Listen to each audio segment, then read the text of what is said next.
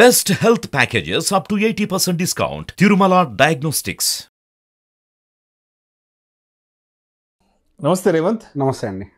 రేవంత్, 2024లో ప్రపంచవ్యాప్తంగా మార్కెట్స్లో ఒక పెద్ద గ్లిచ్, ఒక పెద్ద కరెక్షన్ వచ్చే అవకాశం ఉందని కొంత మార్కెట్ వర్గాల ఊహాగానాలు వెల్లువెత్తుతున్నాయి. ఇక్కడేమో మన మార్కెట్లు అప్రతిహంగా ముందుకి సాగిపోతున్నాయి, ఆల్ టైమ్ హైక్ వచ్చేసాయి, 72,000 చూస్తున్నాము. అండ్ ఫిబ్రవరి నుంచి ఏమో ఎలక్షన్ ఫీవర్ స్టార్ట్ అయిపోతుంది, అండ్ ఏప్రిల్కంతా ఎలక్షన్స్ కంప్లీట్గా స్టార్ట్ అయిపోతున్నాయి. కాబట్టి సో ఏంటి, ఎలా చూడాలి అంటారు రాబోయే 2-3 నెలలు మార్కెట్ని? అండ్ లాంగ్ రన్లో కూడా ఎటువంటి ఇబ్బందులు ఉండే అవకాశం ఉందంటారు? ఇప్పుడు బేసిక్గా మనకి కరెంట్ ఉన్న మార్కెట్ కండిషన్లో రిసెషన్ ఫియర్స్ అనేవి కంప్లీట్గా అయితే అవుట్ అయిపోయినాయని చెప్పడానికి అయితే లేదు. మనకి ఇప్పుడు వచ్చిన బుల్ రన్ అనేది ఒక రకంగా రిలీఫ్ ర్యాలీ అని చెప్పాలి. దానికి గల మేజర్ రీజన్ మనకి మల్టిపుల్, అంటే ఇండియాని పక్కకు పెడితే అసలు గ్లోబల్గా వైజ్గా చూసుకున్నా కానీ ఇన్ఫ్లేషన్ అనేది కంట్రోల్లోకి వస్తుంది. సో వడ్డీ రేట్లు కూడా గోయింగ్ ఫర్దర్ తగ్గిస్తారు అనే ఒక యూఫోరిక్ స్టేజ్లో మన మార్కెట్స్ అనేవి మంచి బుల్ రన్లో పార్టిసిపేట్ చేశాయి గ్లోబల్గా. జస్ట్ ఇండియా అని ఒకటి పక్కన పెట్టండి. అఫ్కోర్స్ ఇండియాలో ఇంకా అదర్ పారామీటర్స్ ఉన్నాయి. మొన్న జరిగిన ఫైవ్ స్టేట్ ఎలక్షన్స్లో మెజారిటీ మనకి బీజేపీకి రావటం, అంటే రూలింగ్ గవర్నమెంట్కి రావటము. సో గోయింగ్ ఫర్దర్ కూడా అది వాళ్ళకి ఫేవరబుల్గా ఉంటుంది అనేది ఒక యాడెడ్ అడ్వాంటేజ్ మనకు యాడ్ అయింది. బట్ ఆ ఒక్క పాయింట్ని పక్కకు తీసేసి పెడితే గ్లోబల్ వైజ్గా చూసుకున్నప్పుడు మాత్రం ఇన్ఫ్లేషన్ అనేది కంట్రోల్లోకి వస్తుంది డౌన్ ద లైన్ అనే ఒకటి మాత్రం క్లారిటీ వచ్చింది. సో రీసెంట్గా వచ్చినటువంటి ఎఫ్ఓఎంసీ మీటింగ్ రిపోర్ట్స్ని కూడా ఒకటి నేను రీసెంట్గా చదివాను. అందులో వాళ్ళు కూడా క్లియర్గా, అందులో ఉన్నటువంటి one of the voting member చెప్పిన మాట ఏంటి అని అంటే, మేము కట్ చేస్తామని చెప్పాము, that doesn't mean going further అవసరమైతే పెంచుతాము అని కాదు, ఐ మీన్ పెంచము అని కాదు. గోయింగ్ ఫర్దర్ ఒకవేళ అవసరమైనట్లయితే ఇంట్రెస్ట్ రేట్స్ మళ్ళీ పెంచే అవకాశాలు కూడా ఉన్నాయి అని. సో బేసిక్గా వాళ్ళ మైండ్లో కూడా ఒక సెకండ్ థాట్ అనేది ఉంది. ఎఫ్ఎంసీ మీటింగ్ ద్వారా ఆ మాట అయితే అర్థమైపోయింది.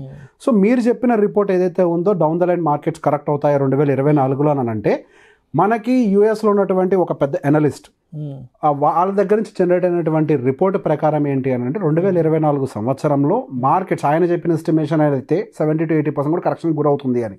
One of the biggest correction 2024లో చూడబోతున్నాము అని చెప్పి. కాకపోతే ఆయన డీటెయిల్డ్గా రిపోర్ట్ అనేది ఇవ్వలేదు. దానికి దానికి కావాల్సినటువంటి రీజన్ ఏంటి, ఏ రీజన్ తోటి మార్కెట్ కరెక్షన్లోకి వెళ్తుంది అన్న దానికి సంబంధించి అయితే డీటెయిల్డ్ రిపోర్ట్ అయితే బయటికి రాలేదు. కానీ నేను ఆయన మాటను పూర్తిగా కరెక్ట్ అని నేను చెప్పను. అలా అని చెప్పేసి మార్కెట్ కరెక్షన్కి గురవ్వదు అన్న మాట కూడా నేను అన్ను. మార్కెట్ కొంత కరెక్షన్కి గురవడానికి అవకాశాలు ఉన్నాయనేది నా ఎస్టిమేషన్ కూడా. దానికి గల కొన్ని ప్రధాన కారణాలు ఏంటో కూడా చెప్తాను. సో పర్టికులర్గా ఐటీ కంపెనీస్ వాళ్ళకి సంబంధించినటువంటి ప్రొజెక్షన్స్ అనేవి బెటర్గా ఉండవు అనే ఒక అప్డేట్ తోటి March 31 తర్వాత మనకి ఇయర్లీ రిపోర్ట్స్ జనరేట్ అవుతాయి. మనకి వాళ్ళ నెంబర్స్ని పోస్ట్ చేస్తూ ఉంటారు. సో ఇప్పుడున్నటువంటి మార్కెట్ కండిషన్ ప్రకారం వాళ్ళ రిపోర్ట్స్ అనేవి అంత ఫేవరబుల్గా ఉండవు, డౌన్ ద లైన్ వాళ్ళ నెంబర్స్ బెటర్గా ఉండవు అనే ఒక విషయాన్ని అయితే క్లియర్ కట్గా పోస్ట్ చేస్తారనేది అర్థమవుతుంది. వాళ్ళైతే ఇంకా కాస్ట్ కటింగ్ బిహేవియర్ని అయితే వాళ్ళు ఇంకా ప్రొజెక్ట్ చేస్తూనే ఉన్నారు. అన్నెసరీ ఎంప్లాయ్మెంట్ని క్రియేట్ చేయడం, అన్నెసరీగా ఎంప్లాయీస్ని తీసుకోవడం అనే విషయంలో వాళ్ళు కొద్దిగా కాషియస్గానే ఇప్పటికీ కూడా బిహేవ్ చేస్తున్నారు. ఎంప్లాయ్మెంట్ డేటా కూడా పెద్దగా మెరుగుపడుతున్నట్టుగా, అంటే అది పడిపోయిన కండిషన్ ఏమీ లేదు. పెద్ద పెద్ద కంపెనీస్ తీసేస్తున్నాయి, అదర్ కంపెనీస్ టేకప్ చేస్తున్నాయి, కాబట్టి అది బ్యాలెన్స్ అవుతుంది. కానీ పెద్ద కంపెనీస్లో మాత్రం అవుట్ఫ్లో అనేది అయితే యాజ్ ఆఫ్ నౌ కంటిన్యూ అవుతూనే ఉంది. అండ్ ఇవి మేజర్ కారణాలు మనకు పర్టికులర్గా, అంటే ఐటీ సెక్టార్ వైజ్గా మాత్రం ఇంకా రిసెషన్ ఫియర్ అయితే కంప్లీట్గా అవుట్ అవ్వలేదని ఒక విషయం అయితే క్లియర్గా అర్థమవుతుంది. గోయింగ్ ఫర్దర్ అది ఎస్కలేట్ అవుతుందా లేదా, దానికి ఇంట్రెస్ట్ రేట్ కట్స్ ఏమన్నా అడ్వాంటేజ్ చేసి బ్యాలెన్స్ చేస్తాయా అనేది మనకి డౌన్ ద లైన్ రన్నింగ్లోనే అర్థం చేసుకోవాలి. దాంతోపాటుగా మన ఇండియన్ డేటాస్ కొన్ని అబ్జర్వ్ చేసాం. సో బేసిక్గా మనకి ఏ బుల్ రన్ అయినా అనేది ఒక ఆప్టిమిజం తోటి స్టార్ట్ అవుతుంది. ఆప్టిమిజం అని అంటే ఇంకా మనకి మార్కెట్ అనేది బాటమ్ అవుట్ అయిపోయింది. ఇక్కడి నుంచి అంటే మనకి మార్చ్లో జరిగింది యాక్చువల్గా మనకి ఆప్టిమిజం అనేది. March 31 తర్వాత వచ్చినటువంటి నెంబర్స్ ఏవైతే కంపెనీస్ పోస్ట్ చేశాయో, పర్టికులర్గా మిడ్ అండ్ స్మాల్ క్యాప్స్ ఏవైతే మంచి మంచి నెంబర్స్ పోస్ట్ చేశాయో, అక్కడి నుంచి ఒక రకంగా మన బుల్ రన్ అనేది స్టార్ట్ అయింది. March 31 తర్వాత నుంచి, అంటే ఏప్రిల్ నుంచి స్టార్ట్ అయింది. అది ఆప్టిమిజం టైం. అంటే ఓవరాల్గా మార్కెట్లో వస్తున్నటువంటి numbers despite of all the bad news like war fears, despite of all the bad news from the inflation and the interest rate hikes, markets వాటి నెంబర్స్ని బెటర్గానే పోస్ట్ చేస్తున్నాయి. సో మార్కెట్స్లో ఎటువంటి ప్రాబ్లం అయితే లేదు, అదంతా కూడా జస్ట్ ఒక పీరియాడిక్ ప్రాబ్లమే అని అర్థం చేసుకున్న తర్వాత ర్యాలీ అవడం మొదలుపెట్టే మన మార్కెట్స్ ఇప్పుడు జస్ట్ ఇండియన్ మార్కెట్సే కాదు, యూఎస్ మార్కెట్స్ కూడా మంచిగా ఆల్ టైమ్ హై టచ్ చేస్తూనే ఉన్నాయి. మిడ్ అండ్ స్మాల్ క్యాప్ అయితే ఇప్పటిదాకా కూడా కరెక్షన్ స్టార్ట్ కాలేదు. ఆల్మోస్ట్ 40-60% మధ్యలో రిటర్న్స్ని జనరేట్ చేయడం మొదలుపెట్టాయి. అండ్ ఈవెన్ మన లార్జ్ క్యాప్ ఇండస్ట్రీ Nifty 50 కూడా ఒక మంచి రిటర్న్ 18% ఆల్మోస్ట్ జనరేట్ చేసేసింది. సో దీన్ని మనం దేనితో కంపేర్ చేస్తామని అంటే PE తోటి కంపేర్ చేస్తాం. PE తోటి కంపేర్ చేస్తాం. So PE as of now 2024లో ఈ జనవరిలో మనకున్నటువంటి PE 23.09. సో అది మనం అక్కడ 23కి వెళ్ళిపోయింది కాబట్టి మనం ఇక్కడ నుంచి ప్రాఫిట్ బుకింగ్ వస్తుందా అని అంటే అది కాదు. సో నేను యావరేజ్ డేటాని కంపేర్ చేయడం మొదలుపెట్టాను. యావరేజ్ డేటా ప్రకారం నాకు అర్థమైంది అని అంటే ఓన్లీ ఇన్ 2021 మనం 40 PE పీక్ రీచ్ అయ్యాం. Average PE of 2021 is 30.58. That is one of the highest PE we have seen in the history. అంతకు మించి పెద్ద PEs మనం ఎప్పుడు కూడా చూడలేదు. అది ఎప్పుడో ఒక్కసారి ర్యాండమ్గా మేబీ ఒక 2-3 డికేట్స్కి ఒక్కసారి జరిగేది. సో ప్రజెంట్ ఉన్న మార్కెట్లో ఉన్న మన రీటైల్ ప్లేయర్స్ అందరూ కూడా 2021 సినారియోని 2024లో కూడా కంటిన్యూ అవుతుంది అని ఒక ఎస్టిమేషన్లో ఉన్నారు. ఎందుకంటే వాళ్ళు అది మాత్రమే చూశారు. బట్ హిస్టరీ చెప్తుంది ఏంటి అని అంటే అది 2-3 డికేట్స్కి ఒక్కసారి మాత్రమే జరిగింది, కానీ పీరియాడికల్గా అంటే రెగ్యులర్గా జరిగిన యాక్టివిటీ కాదు. అండ్ ఇప్పుడు మన PE రేషియో సమ్వేర్ అరౌండ్ 23గా ఉంది. మనకి ఎలక్షన్స్ కూడా ఉన్నాయి కాబట్టి ఎలక్షన్ రిలేటెడ్ ర్యాలీ కూడా ఉంటుంది కాబట్టి మేబీ ఇంకొక 10%. అండ్ ఇన్ బిట్వీన్ మనకి కంపెనీస్ కూడా నెంబర్స్ని పోస్ట్ చేస్తాయి March 31 తర్వాత.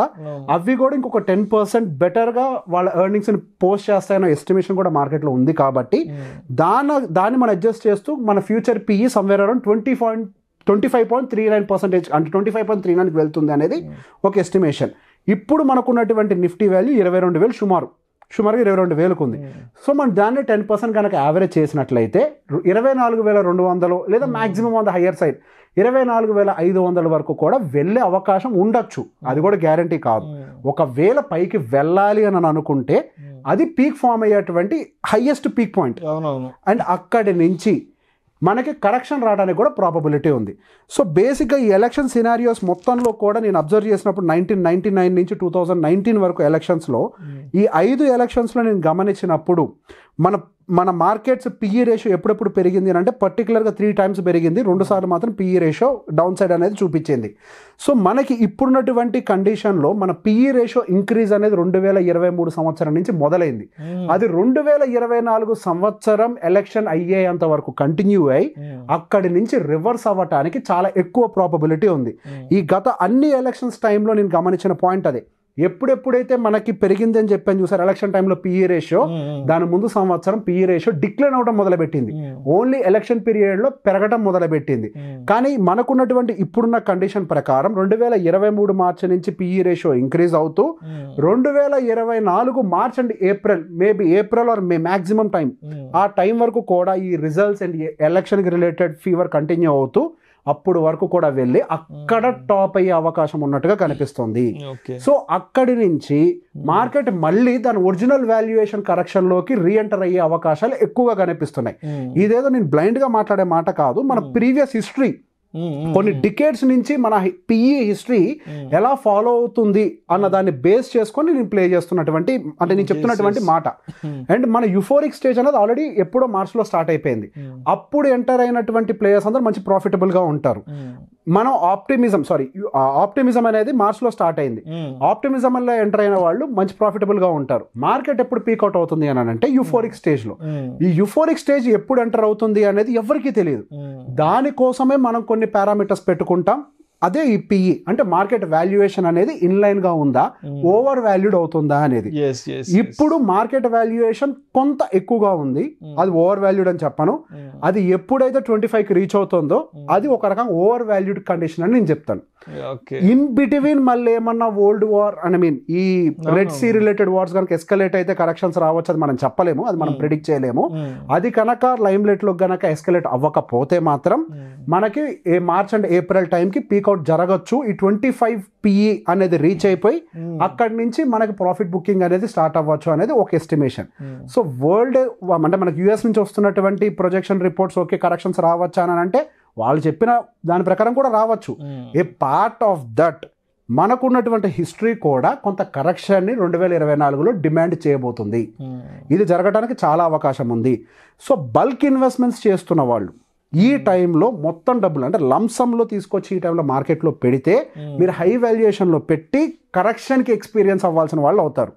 అదే SIP చేస్తున్న వాళ్ళకైతే ఎటువంటి ప్రాబ్లం లేదు. వాళ్ళు లోలో ఇన్వెస్ట్ చేశారు, హైలో ఇన్వెస్ట్ చేస్తారు, మళ్ళీ డిప్ అయినా ఇన్వెస్ట్ చేస్తారు. Yes, yes. So they will average.